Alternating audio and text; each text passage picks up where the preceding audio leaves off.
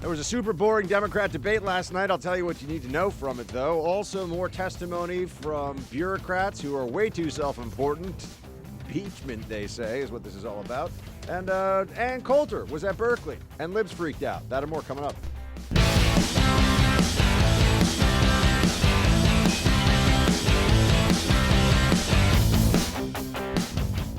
A bombshell. Today is a turning point. Today was historically bad for President Trump. Today was a turning point. A turning point. We're at a turning point here. The beginning of the end for the Trump presidency. We have another bombshell. Mike Pence might have to assume the office of the presidency. Rumblings of the word impeachment. Breaking news. Another bombshell out of the White House. I believe this is the beginning of the end. I do too. It's really the beginning of the end. He may be feeling the walls closing in on him. All the walls closing in on him. The walls closing in on him. Breaking news, a new bombshell. One astrologer says this means the beginning of the end for President Donald Trump. Trump will resign. Trump is going to resign. Is this the tipping point? I know we've said it over and over. You think this is a tipping point? And over and over. This is a tipping point. And over and over. Breaking news, President Trump off the rails. It was the beginning of the end today. The beginning of the end. Breaking news tonight, new bombshell. This is the beginning of the end. The beginning of the end. The walls are closing in. The walls closing in. The walls closing in. Breaking overnight bombshell. This is a very dramatic day, and I think it might be near a tipping point. Do you think this is a tipping point?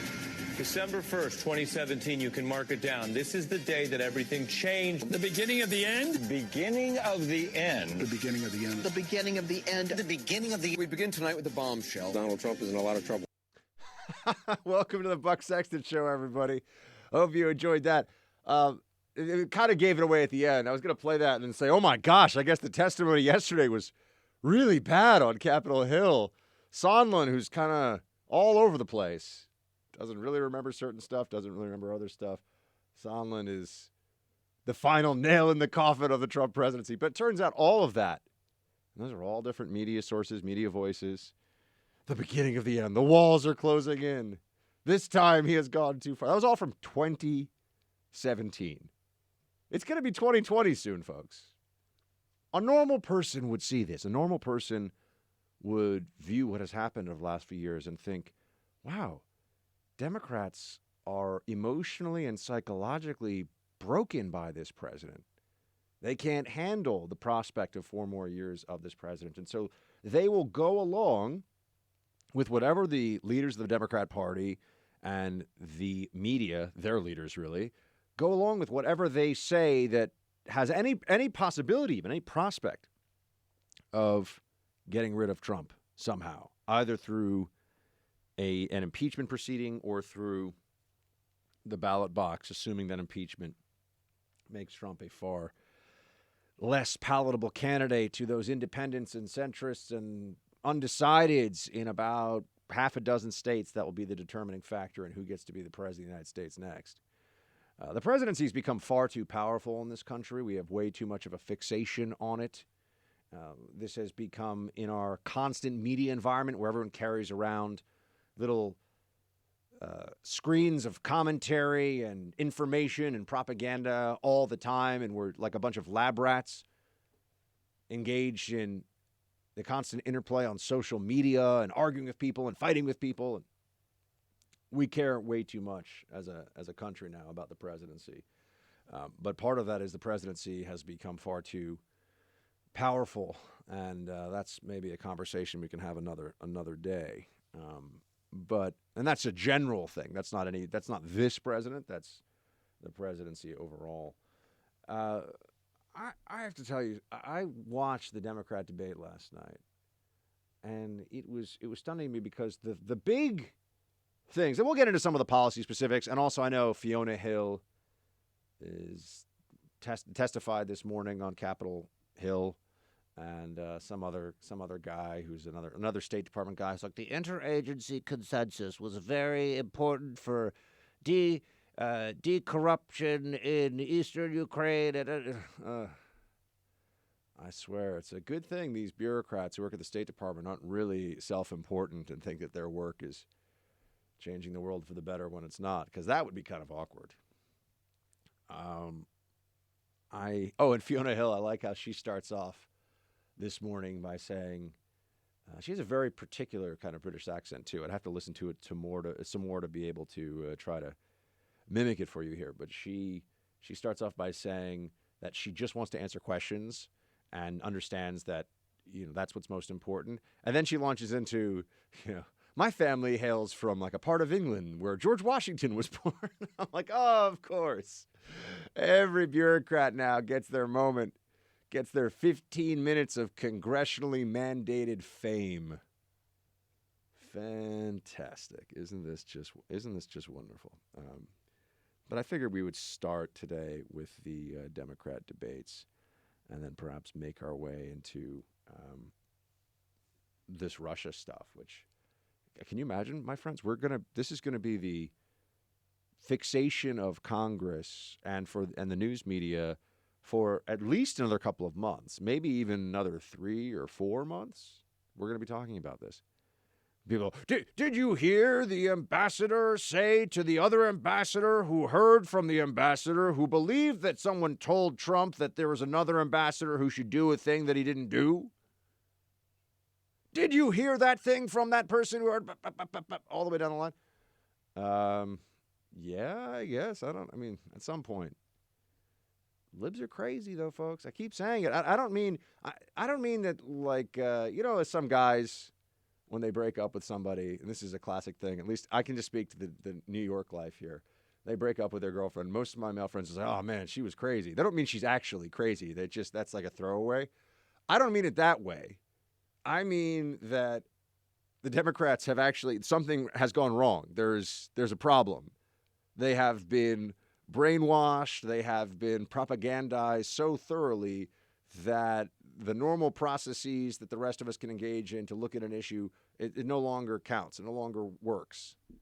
They always accuse us of, everything Trump does is perfect and wonderful. No, it's not reality. I never say that. There's a lot of stuff that Trump says or tweets or does, and I'm like, oh, gosh, here we go. But overall, I think he's great. So overall, I'm like, yeah, Trump, high five. Good stuff.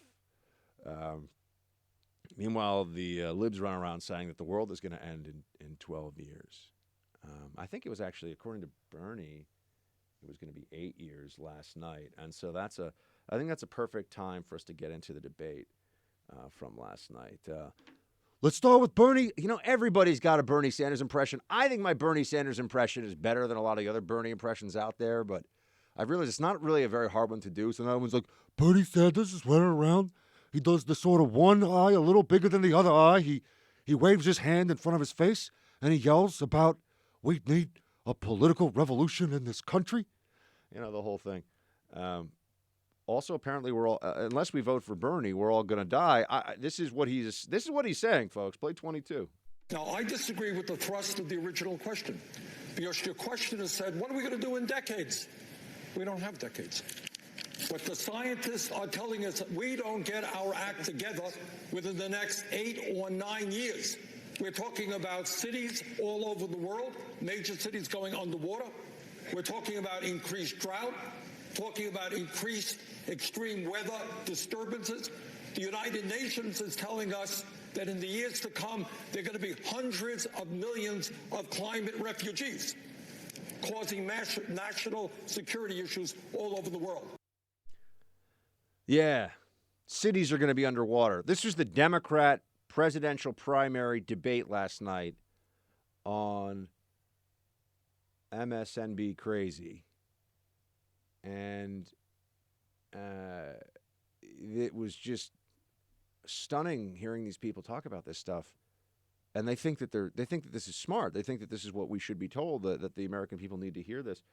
I've also reached a point where the same way that the CNN audience and the MSNBC audience, they're virtually indistinguishable. I mean, there's a little more honesty among the MSNBC audience that they're watching the Democrat media network.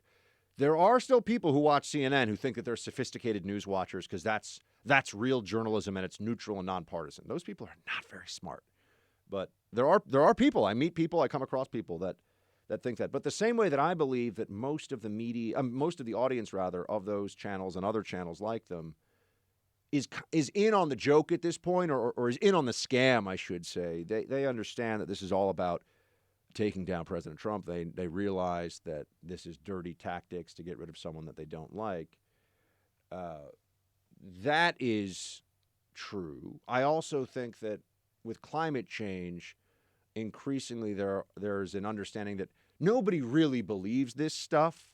It's just like the equivalent for the left of, the cheer before the big game, 2, 4, 6, 8.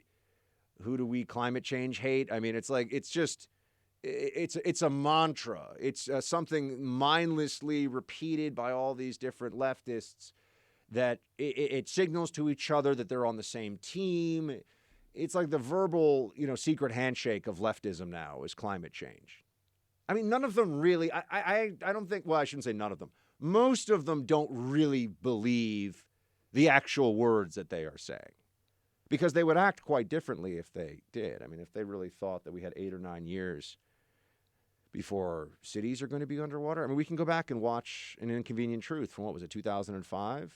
Look at the graphics. Look at the projections. None of it was correct. So we sit here and we're told, oh, but no, this time is different. This time they'll get it right. Some broad, high-level thoughts on the Democrat debate last night, which, I mean, I did watch it, so you don't have to. It was, unless you are a political junkie, it's just not, it just wasn't worth your time.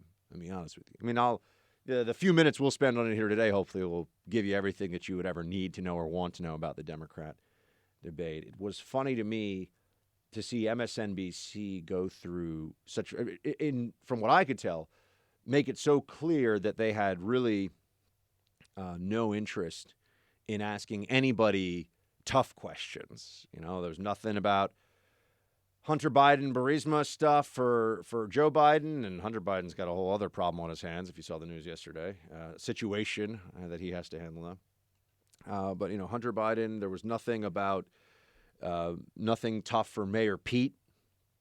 MSNBC's role, from what I could tell from these organizers, was to show their audience how wonderful all these candidates are and to let the audience make their own determinations. They're not trying to pick favorites among those on the stage particularly. They just want everyone to be sure that there's agreement that Trump is horrible and Trump is going to destroy the country and is destroying the country and all the rest of it. There is speaking of, I didn't even see this. I'm saying the libs are crazy. Don Lemon thinks that we are crazy. Don Lemon, who wants you to know, he said it this week, he is not some partisan liberal Democrat. No. Don Lemon.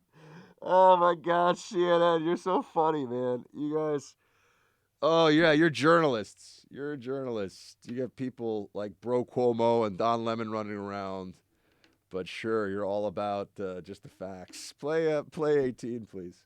At this point, if you're continuing to say that there was no, as they say, quid pro quo, or the president didn't ask or whatever, whether or not it's impeachable, that is, again, not up for me to decide, not up for you to decide. That's up for the Senate to decide and the American people. But to deny that the president did not do something wrong at this point, it is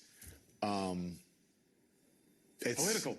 I was going to say it's mental. It is mental. If you can look at all the mountain of evidence and say, oh, nothing's wrong. I still, the president didn't do anything wrong. He's just rooting out corruption. You got a problem.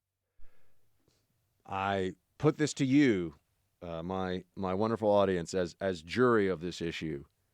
Who do you trust? Am I crazy or is Don Lemon crazy? I think that should be a pretty easy one.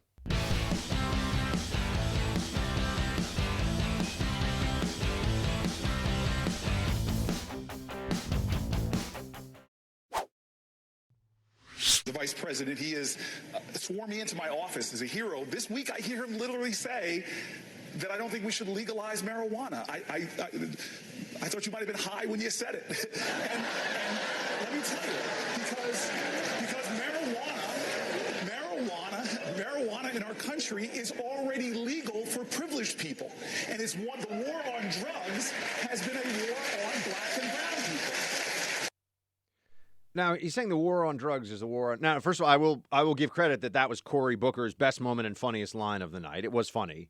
It was legitimately a well-delivered line. But, Cory Booker, you do see, and I know a lot of you are like, oh, boo, Buck, but we gotta parse a little bit. We gotta look at what Democrats, what skills some of them have, what abilities they bring to the table versus each other. And this is what we're watching a primary play out, right? It's kind of fun. We get to sit back and eat the popcorn. And what was your, producer Mark, what was your candy of choice in the movie theater growing up? Oh, in the movie theater? Movie theater. Yeah. I really love cookie dough bites. I didn't even know those were a thing. Yeah, they're like little pieces of cookie dough covered in chocolate. Well, that sounds absolutely It's phenomenal. amazing. I used to sit, and I only ever ate them in movie theaters. I've never even seen them except in movie theaters. Do you remember Snow Caps? Yes. Chocolate with like little white sprinkles on it. Yeah, those are like nonpareils that you'll get in a candy store. Yeah, I just never, but I used to eat Snow Caps, and the other thing, I would sit there and eat a box of Sour Patch Kids like it was a stick of celery. It's probably... I'm more of a chocolate kind of guy. I would do M&Ms also. Yeah, I mean, I'm still a chocolate guy. I have a chocolate stash. I keep trying to put it higher so it's harder for me to get in my but if you know where the stash is, then it's pointless. I am tall enough and I have enough ingenuity. Exactly. Even when I make the stash a little harder to get to, I'm like, I think I need some salted caramel. You have to go put it at your parents' house. Yeah, I know. Well, then they'll eat it because my parents like chocolate too. But anyway, sit back, eat the popcorn, watch the Democrats.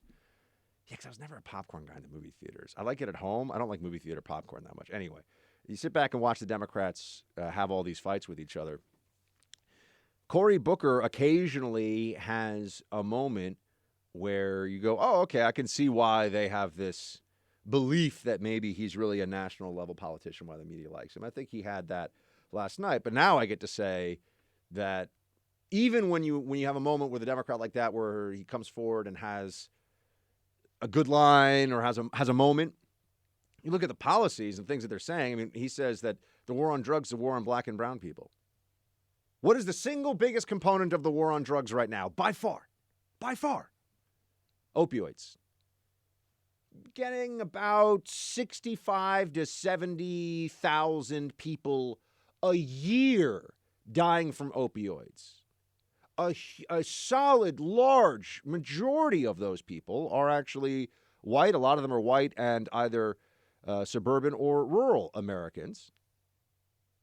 But we're told the war on drugs is... No, I mean, if we really want to talk the war on drugs, we've got to talk about our southern border, Mexican cartels, making pills to look like pharmaceutical pills that are actually just straight up fentanyl that are killing people. And so they say things that's just not true. And I mean, last night I sit there, I go, why... What's the point of having a debate where they're saying things it's just not rooted in the facts?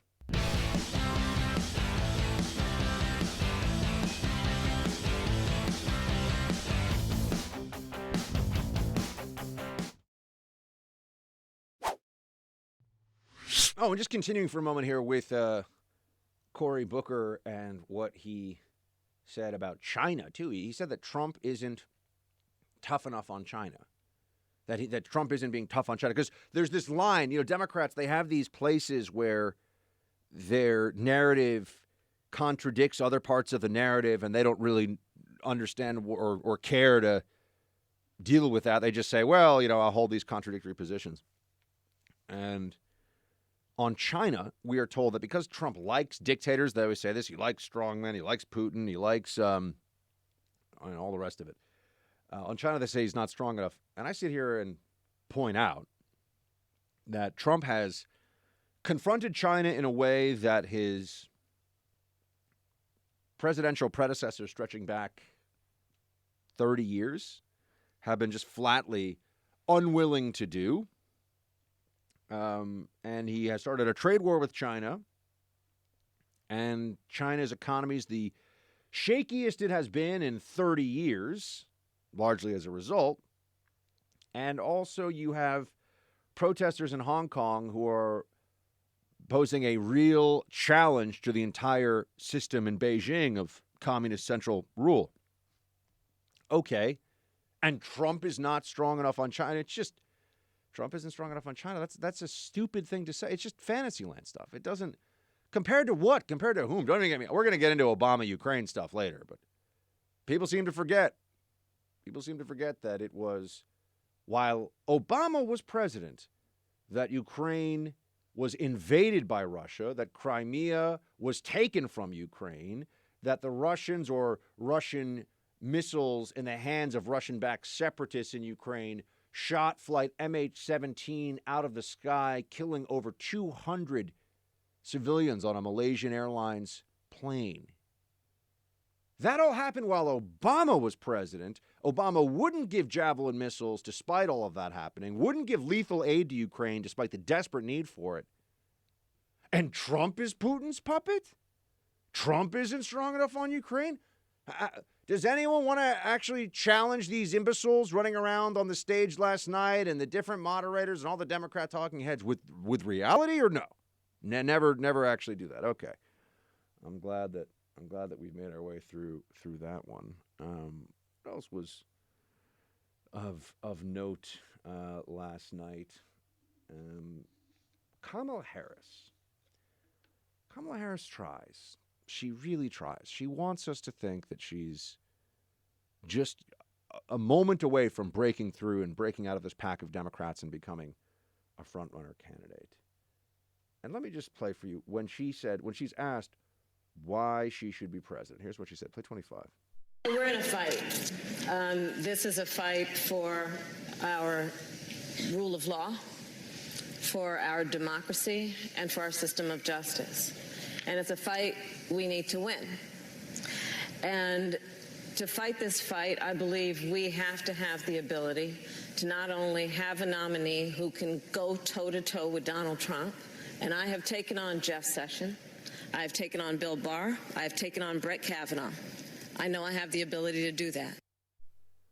Sessions got confirmed, Barr got confirmed, Kavanaugh got confirmed. What does she mean? She's taken them on. She's asked them some petty partisan questions when she was in the, Senate Judiciary Committee? Come on. I've taken them on. But you just hear in her answer, she's just flatly uninspiring.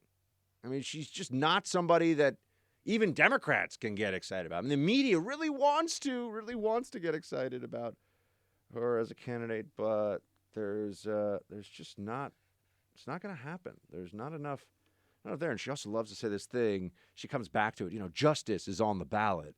And it's like, she reminds me of a person when she says that, because she says it in every debate like 20 times.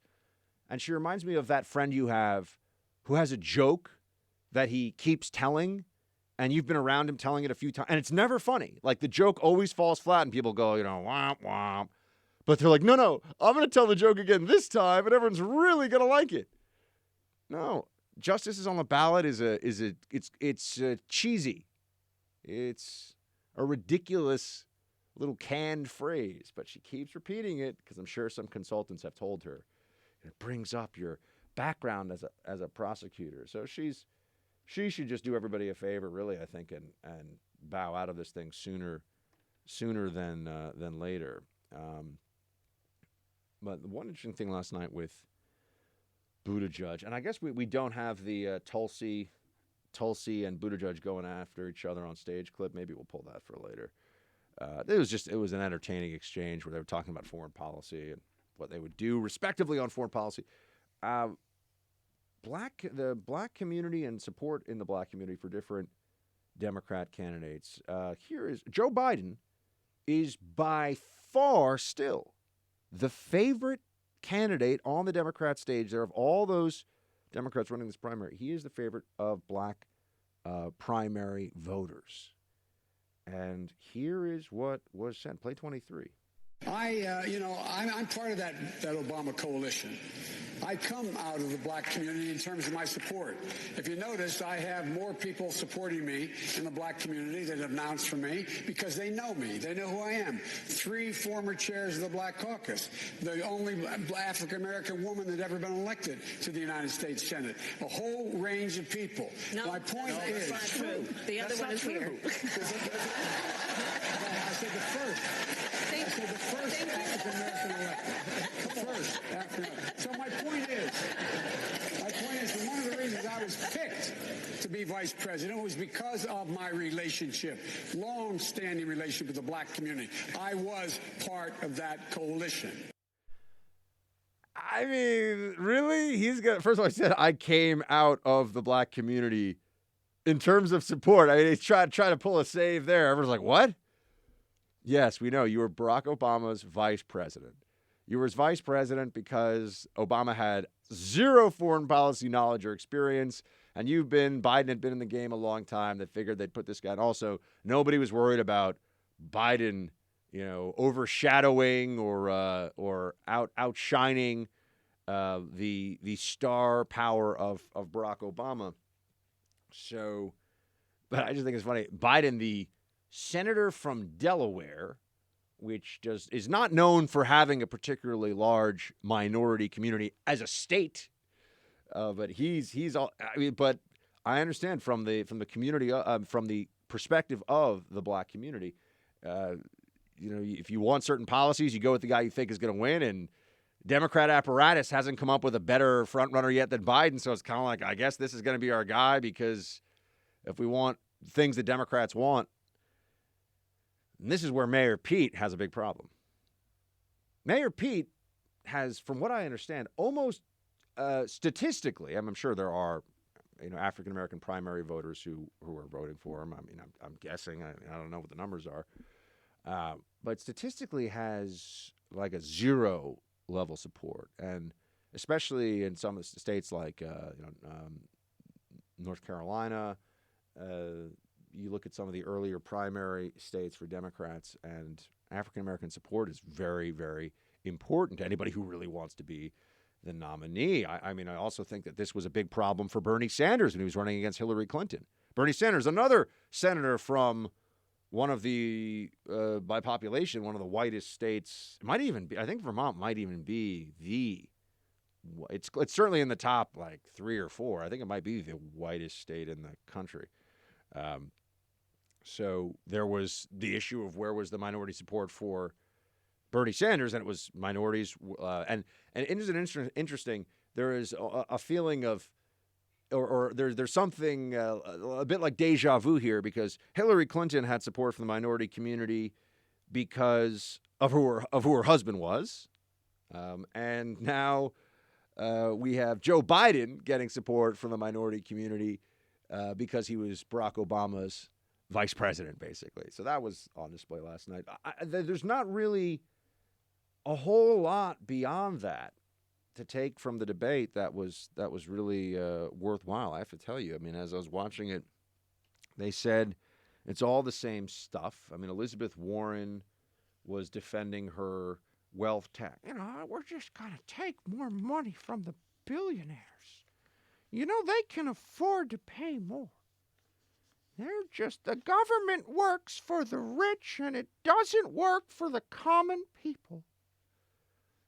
Elizabeth Warren's only worth like $12 million, so she knows what it's like to be in the struggle.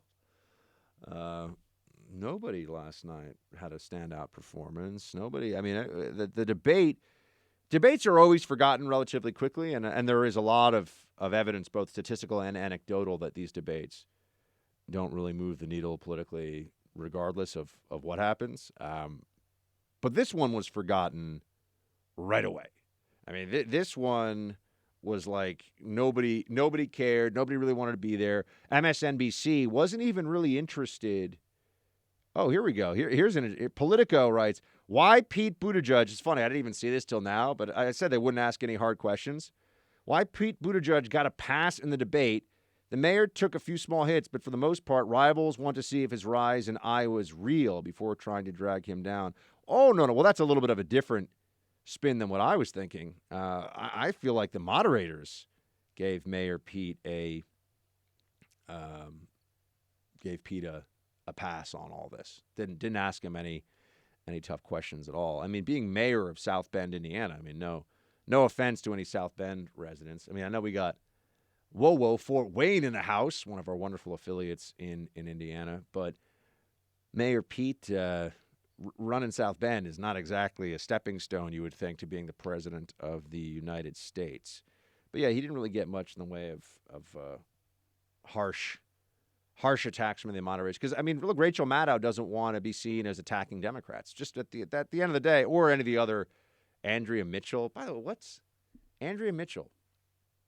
What's going on there?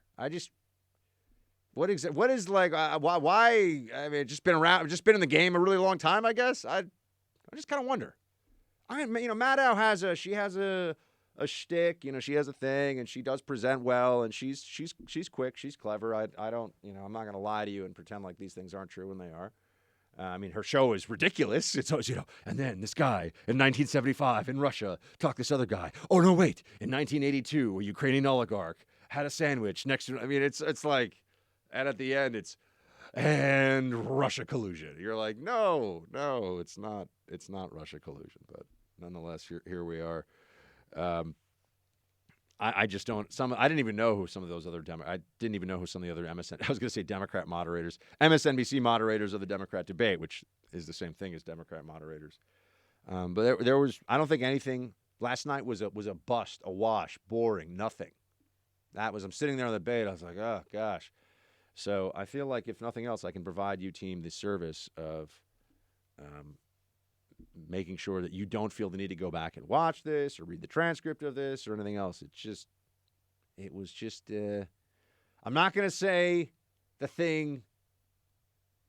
I am not going to call it a nothing burger because we don't use that because that's a phrase we should, I think, use a lot less in the English language. But it was the whole thing.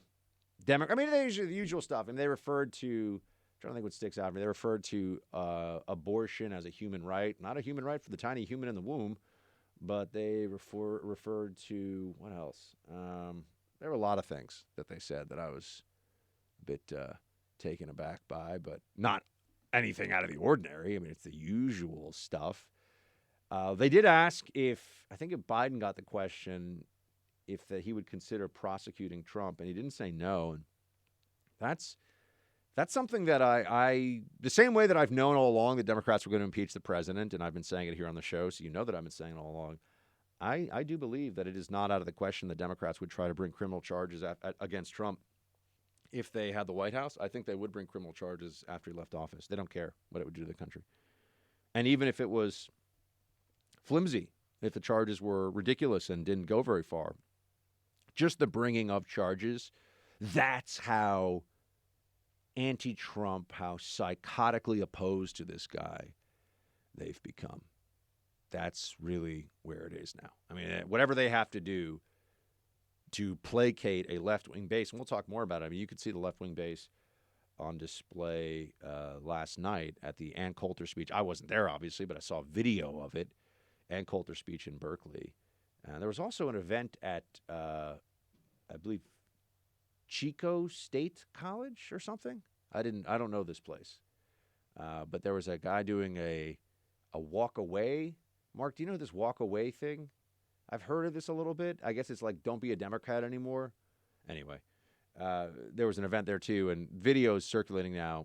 I don't know if we have some of it or not to play for you. We'll try to find some. But basically, these left-wing college kids just act like total barbarians. They're just out of their minds, cursing and screaming and threatening and just, horrific to strangers, people they don't know.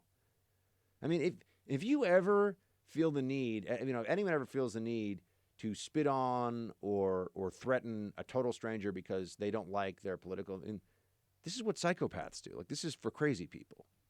A lot of that on college campuses, though.